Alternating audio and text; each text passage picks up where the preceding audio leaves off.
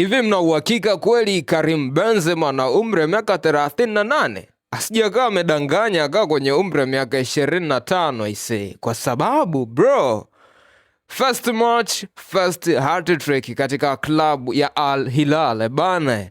Mjomba amekiwasha sana leo katika mchezo ambao umewakutanisha Al Hudad dhidi ya klabu ya Al Hilal ambayo anaitumikia bwana Benzema.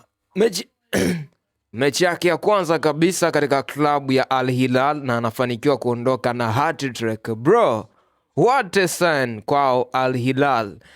Naanza kuelewa kwa nini Cristiano Ronaldo alikuwa analalamikia lile shirika la kiserikali ambalo linatoa ufadhili wa fedha kwa hizi club. Bro, angalia sign ya Al Hilal hii ya Karim Benzema. Bro, what a sign. Na matokeo haya yanawafanya Al Hilal wanakaa pale juu kileleni wakiwa na alama zao 50. Nafasi ya pili ikifuatiwa na Al Ahly wakiwa na alama 47. Nafasi ya tatu ni kina Al Nassr ya Cristiano Ronaldo ambao wana alama 46 tu mpaka sasa.